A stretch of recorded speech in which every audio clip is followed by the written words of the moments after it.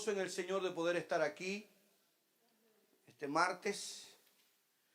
Y el martes es un reto para ustedes y para mí. Pero qué bueno saber que el Espíritu Santo siempre nos ayuda. Gloria al Señor. Aleluya. He querido abordar un tema que tiene que ver con los evangelios. Después de haber terminado un breve estudio sobre Habacuc y Ageo, dos profetas menores del Antiguo Testamento, profetas que nos transmiten un mensaje poderosísimo. Ageo, un mensaje de restauración.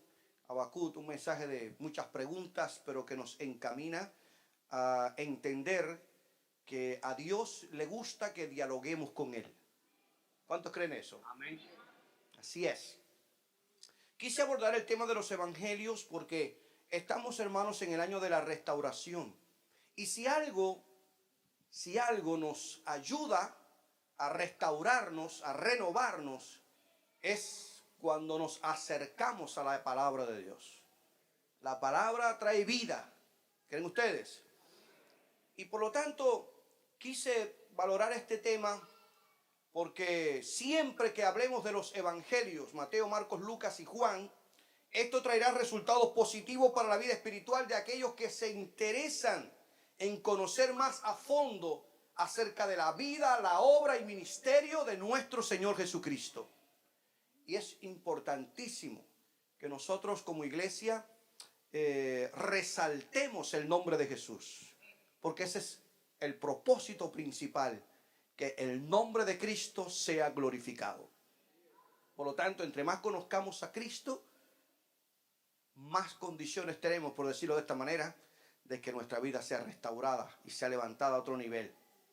Todos nosotros, de alguna manera, estamos conscientes, la mayoría de los que estamos aquí en esta noche, que Jesucristo siempre es considerado como la figura más prominente de la historia humana. Han sobresalido figuras bien encumbradas en la historia de la humanidad, pero ninguna de ellas supera a Cristo. Supera a Cristo. Y la influencia de su obra, la influencia de Cristo en la vida de millones de personas, en el progreso social, en el bienestar humano y la vida religiosa de los pueblos, ha sido y es incalculable. Realmente, hermanos, como decíamos el domingo, Jesucristo es el único que puede cambiar una comunidad, una nación. El poder del evangelio cambia y transforma a las personas. Por lo tanto, es importante que nosotros abordemos este tema y lo voy a hacer de forma sintética. Hoy voy a hacer una introducción, ya que quiero tratar por todos los medios de ver cómo logramos, con la ayuda del Espíritu Santo, abordar cada uno de los evangelios y ver algunos de los aspectos principales que nosotros debemos conocer. Y queremos, a través de este estudio, conocer a Jesucristo desde la perspectiva en que el Espíritu Santo lo quiso revelar en la Biblia. No como las personas puedan hacernos ver o creer, sino realmente nuestra mayor fuente de conocimiento acerca de la persona de Jesús está en la Biblia. Amén. Y en particular, estos 4 evangelios. Así que vamos a señalar aspectos relevantes que caracterizan estos evangelios y de esta forma adquirir un poquito más de conocimiento acerca de la verdad que en ellos encontramos, para que cuando leamos la Biblia, cuando leamos los evangelios y los estudiemos, bueno, pues estemos más identificados. Les lanzo un reto. A partir de hoy, enfoque su lectura devocional en los evangelios. Amén. Amén. Su lectura devocional en la casa, vamos a hacerlo en los evangelios. ¿Está bien? Así que quiero en primer lugar ver cómo el Nuevo Testamento se estructura de una forma bien sencilla, ya que todos conocemos que la Biblia tiene dos grandes partes, Antiguo y Nuevo Testamento, 66 libros, 39 libros del Antiguo Testamento y 27 libros en el Nuevo Testamento. Pero vamos a ver dos maneras en cómo el Nuevo Testamento nosotros lo podemos abordar, de tal manera que cuando leamos la Escritura estemos ubicados en el contexto que estamos leyendo. El Nuevo Testamento cuenta de 27 libros y hay 5 libros que nos hablan de historia. Entre ellos están los 4 evangelios y el libro de los Hechos de los Apóstoles, escrito por Lucas. Estos 5 primeros libros nos relatan la manera en cómo Jesús desarrolló su ministerio público, y posteriormente en el libro de los Hechos Lucas nos habla acerca de cómo la iglesia se expandió y el evangelio se predicó a lejos los mares. Esa es la primera manera en cómo nosotros podemos encontrar el primer grupo de libros que aparecen en el Nuevo Testamento: Mateo, Marcos, Lucas, Juan y el libro de los Hechos. Posteriormente hay otro grupo de libros que se conocen como las epístolas, que las podemos nosotros enmarcar en el grupo de libros que tienen doctrina y vida cristiana práctica. A través de las epístolas aprendemos cómo se gobierna la iglesia, cómo convive la comunidad cristiana, cómo debemos relacionarnos los unos con los otros. Aprendemos acerca de la doctrina de la salvación, la justificación, la redención. Es la base, el fundamento doctrinario de la iglesia. Por eso es que nosotros tenemos que atender la enseñanza de Cristo y de sus apóstoles. Por eso es que hay que estudiar la Escritura. Amén, hermanos. Y otro tercer grupo del Nuevo Testamento de libros es la profecía, que todos hemos visto y conocemos con relación al libro de Apocalipsis. Así que estos son 3 grandes grupos que nosotros encontramos en el Nuevo Testamento. Esa es la estructura que tenemos: libros históricos, los 4 evangelios, libro de los Hechos y el libro de Apocalipsis, profecía, y los libros de las epístolas son las doctrinas y vida cristiana práctica. Esa es la manera en cómo se estructura el Nuevo Testamento, de una manera bien sencilla para que nos ubiquemos cuando estemos leyendo las diferentes cartas que nosotros podamos leer. El caso de las epístolas, son 21 epístolas las que nosotros tenemos. El mayor escritor de las epístolas es el apóstol Pablo, que escribió 13 cartas a diferentes destinatarios, tanto a iglesias como a pastores, como cartas personales. En el caso de Filemón, él hizo realmente una defensa en cuanto a la salvación solo por la fe. Encontramos cartas tan profundas en el orden teológico como la de la epístola a los romanos. Encontramos cartas dirigidas a iglesias para organizarla, como primera y segunda carta a los Corintios. También encontramos cartas que tienen que ver con los eventos futuros, como primera y segunda de Tesalonicense. En fin, ahí vamos a encontrar una serie de enseñanzas y verdades importantes que son la base de la doctrina y el fundamento de la vida cristiana práctica. Estas son las 3 maneras en cómo nosotros podemos estructurar el Nuevo Testamento. Pero también podemos mirar el Nuevo Testamento desde otra perspectiva, y es que podemos verlo desde el punto de vista de nuestra salvación. Los evangelios tratan acerca de la manifestación de nuestra salvación, porque Jesucristo vino a proclamar las buenas nuevas de salvación. Por lo tanto, manifiesta la salvación, habla de la verdad que a través de Cristo nosotros podemos encontrar y ser salvos. Pero el segundo grupo, el libro de los Hechos, nos habla de la manera en cómo la salvación fue propagada a través de los discípulos o apóstoles o laicos como Felipe, como Esteban, Juan Marcos, Silas y demás predicadores que por toda el Asia Menor comenzaron a predicar el evangelio y a promover la verdad acerca de Jesucristo, cumpliéndose la promesa de Hechos 1:8, y recibiréis poder cuando haya venido sobre vosotros el Espíritu Santo, y me seréis testigo en Jerusalén. Me seréis testigo, ¿dónde? En Judea. ¿Dónde más? En Samaria y hasta lo último de la tierra.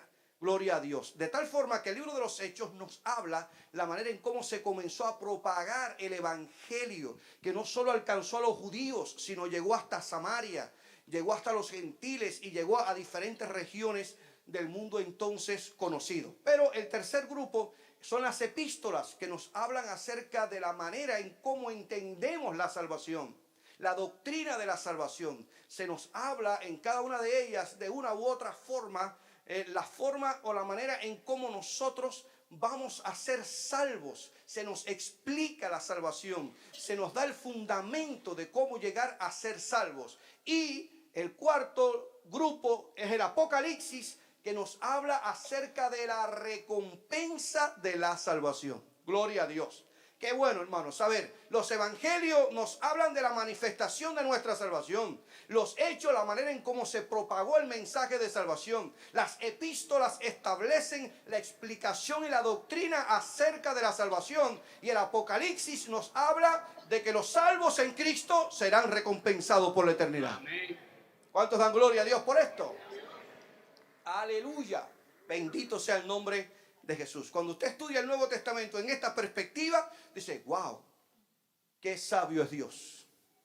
Amén. Qué sabio es Dios. Alabado sea el nombre de Jesús. Pero brevemente quiero hacerte una introducción acerca del tema en particular que tiene que ver con los evangelios en sentido específico. La palabra evangelio viene de un griego que es evangelion, que significa buenas nuevas. Pero originalmente esta palabra estaba asociada a la recompensa que se daba al portador de buenas noticias, principalmente a esos mensajeros que venían de los campos de batalla a traer las buenas noticias de victoria. Y a eso se le llamaba evangelio. También al correr la historia, esta palabra se comenzó a aplicar al mensaje mismo que esos comunicadores llegaban para dar las buenas nuevas de la victoria que se alcanzaba en el campo de la batalla. De esta forma, por lo tanto, esta palabra en el Nuevo Testamento se usa para las buenas nuevas de salvación que vino a traer el Hijo de Dios, el mensajero del Dios Padre. Por eso es que Marcos dice, principio del evangelio de Jesucristo, Hijo de Dios. Es decir, el evangelio, el mensaje de salvación que vino a traer el Hijo de Dios, las buenas nuevas de salvación que vino a traer Jesucristo. Amén.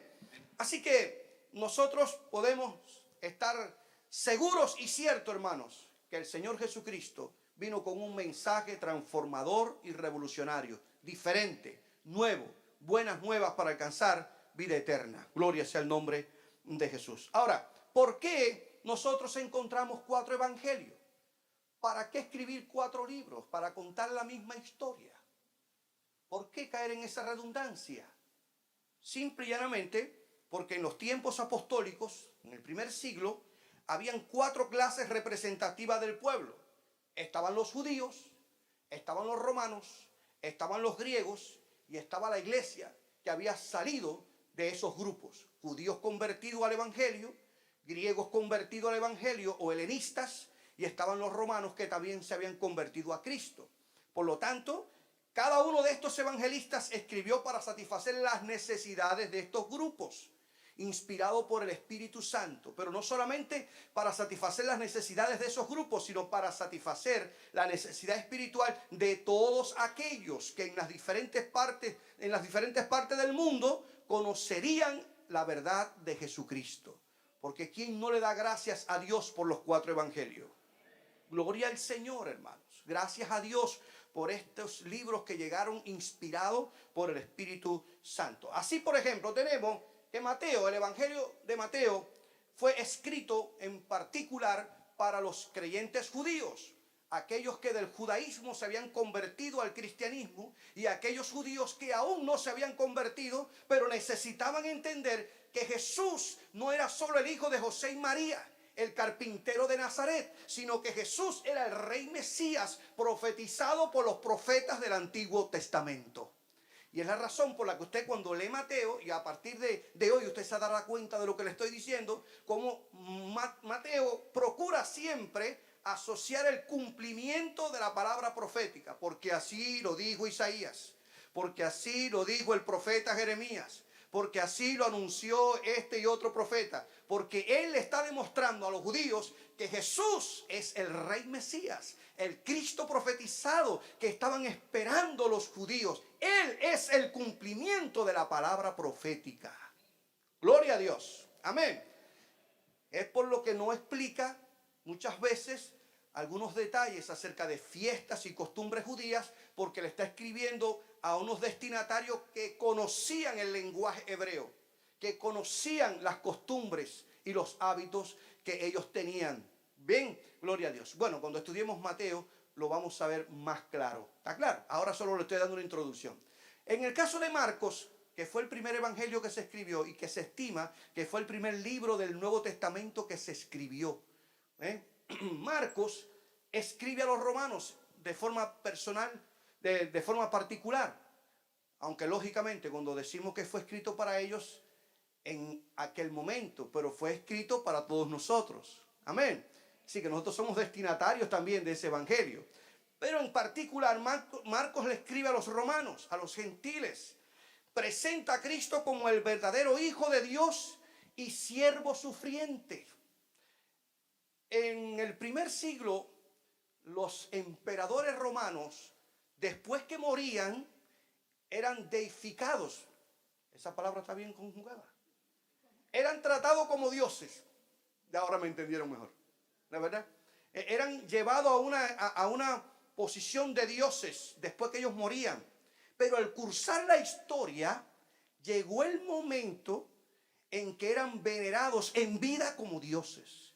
Y cuando llegaba el emperador, le decían: evangelio, trae buenas noticias, una buena noticia.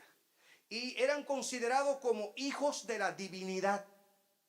Por eso Marcos, en el principio de su evangelio, y quiero que vaya allí un minuto, en el principio de su evangelio, mire cómo él comienza desafiando. Parece una expresión sencilla y que tal vez usted ni se había dado cuenta de ese detalle, pero mire qué interesante, cuando él declara: principio del evangelio de Jesucristo, hijo ¿de quién? De Dios. Y la palabra hijo está en mayúscula o minúscula. Mayúscula. Como queriendo decirle Marcos: ustedes se hacen hijos de la divinidad, pero ha llegado un mensajero del cielo que es el Hijo de Dios, y ese sí trae de verdad buenas nuevas de salvación. Amén, hermanos. Qué tremendo. Gloria sea el nombre de Jesús. Aleluya. Este libro presenta a Cristo como el Hijo de Dios, siervo sufriente, como el hombre que vino a servir y no a ser servido. Marcos no habla de genealogía, él va directo a la historia, demostrando que Cristo es el Hijo del Hombre, siervo de Dios. Lo vamos a ver cuando estudiemos Marcos. El caso del tercer evangelio es Lucas. Lucas escribe en particular a los helenistas o a los griegos de habla griega. Presenta a Jesucristo como el Hijo del Hombre, el Salvador del mundo.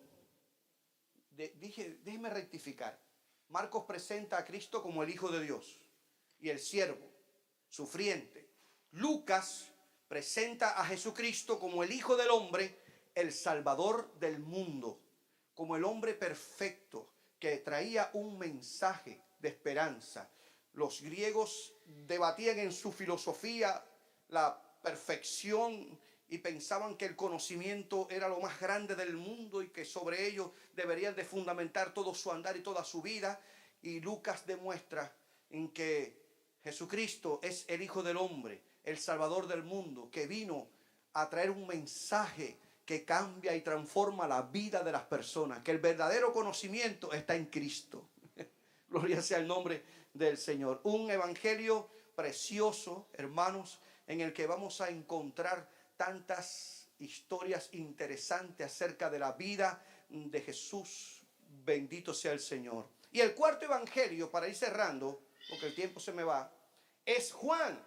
Juan escribe a los creyentes para fortalecer los fundamentos de la fe, porque el propósito de Juan es presentar pruebas acerca de la deidad de Cristo y de la obra del Espíritu Santo que hace en el nombre de Jesús. Es el libro que demuestra que Jesús es Dios.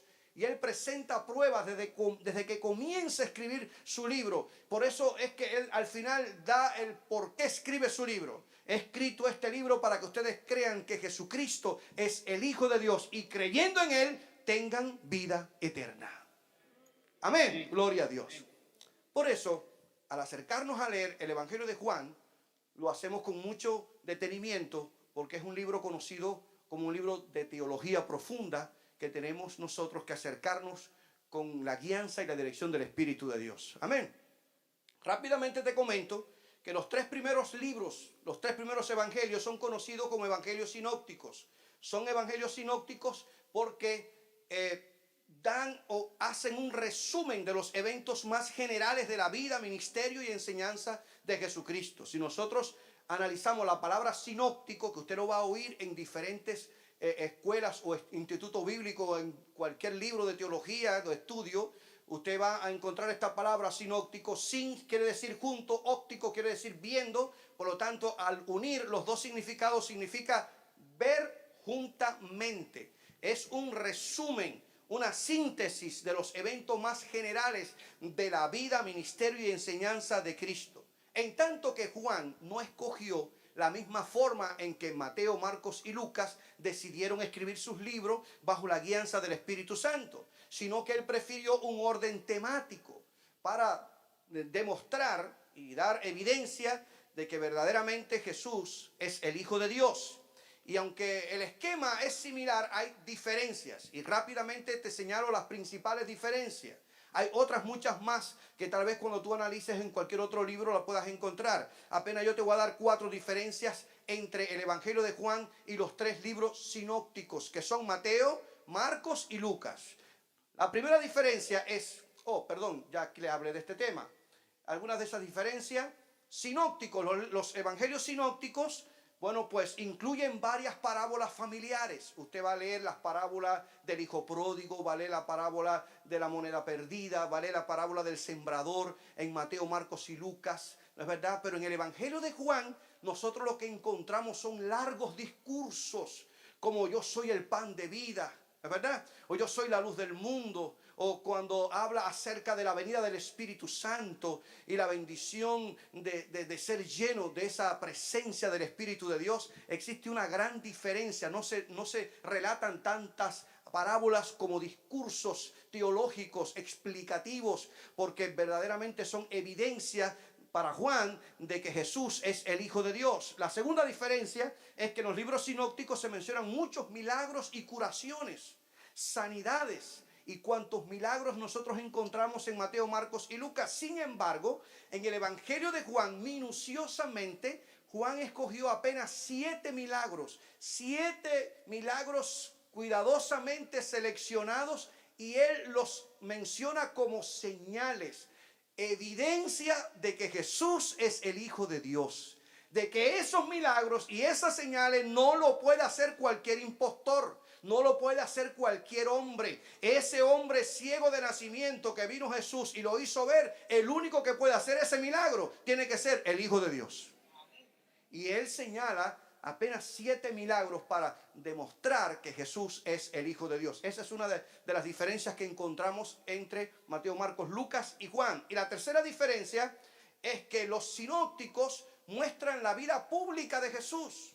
Grandes discursos en el monte, en el sermón del monte, en Capernaum, haciendo milagros en la casa de Pedro y en diferentes lugares. Sin embargo, Juan nos muestra la vida privada de Cristo, su relación con los discípulos. A partir del capítulo 14 de Juan, nosotros encontramos un diálogo íntimo entre Cristo y sus discípulos. Ellos están preocupados qué va a pasar con ellos, pero Jesús se reúne, le explica: en la casa de mi Padre muchas moradas hay, va a venir el Espíritu Santo y les va a guiar, no van a quedar solos. Y él también nos habla acerca de esa intimidad de Jesús con el Padre. Es donde encontramos nosotros esas declaraciones preciosas que dice: yo no he venido a hacer mi voluntad, sino a la voluntad ¿de quién? Del Padre que me envió. ¿Ve? Juan muestra esa intimidad de Jesús en su vida privada. Y cuarto, otro de las diferencias es que los sinópticos revelan la humanidad real y perfecta de Cristo, en tanto que Juan, y ya hemos hablado del tema, nos habla acerca de su verdadera deidad. Jesucristo es Dios. Jesucristo es Dios. No se me queden en silencio. Jesucristo es Dios, hermano. Cualquiera que lo dude, que lea Juan, el Evangelio de Juan y toda la Biblia. Amén. Gloria a Dios. Y cierro diciéndote: 4 evangelios son los que dan una vida real y cabal del Dios encarnado, que es Jesucristo. Un solo evangelio, el Evangelio de Jesucristo. ¿Lo creen ustedes? Y este es el único evangelio que se nos ordena predicar. Cuando el propio Cristo nos dio esa gran comisión: id por todo el mundo y predicad el evangelio a toda criatura. Cierro con este pensamiento: el evangelio jamás se hace viejo. Amén, amén, amén. Gloria a Dios. Aleluya. Bendito Dios. El evangelio jamás se hace viejo. Pasan los años y sigue teniendo el mismo valor. Amén. Fue tan efectivo para los hombres del primer siglo como lo es tan efectivo para los hombres del siglo XXI. Aquellos caminaban a pie y con sandalias. Nosotros andamos en carro y con zapatos de charol, pero necesitamos a Jesucristo. Amén. Amén. Yes. Aquellos tenían que echarse aire con un abanico de cartón o una hoja y bañarse en los baños públicos. Nosotros tenemos aire acondicionado central y baños que son una maravilla, pero necesitamos a Cristo. Amén. El evangelio cubre toda la necesidad espiritual de la humanidad en la historia. Por eso es que no podemos comprometerlo. Decimos amén. No podemos comprometerlo. Espero que te sientas animado a seguir profundizando en estos temas. Y confío en el Señor que cada uno de los análisis que hagamos de los diferentes evangelios, saquemos la verdad que necesitamos para que fortalezca nuestra fe, nuestro espíritu sea alimentado y seamos cimentados en la verdadera doctrina, que es la doctrina de la Biblia. Gloria a Dios. Que el Señor nos bendiga, nos ayude y nos capacite a entender, hermanos, que verdaderamente con Jesucristo ganamos. Con Cristo ganamos. Y yo sé que el Señor nos va a ayudar y nos va a encaminar por el camino correcto. Amén. Gloria a Dios. ¿Cuántos dan gloria a Dios? Gloria a Dios. Amén. Bendito Dios. Aleluya. Alabado sea el nombre de Jesús.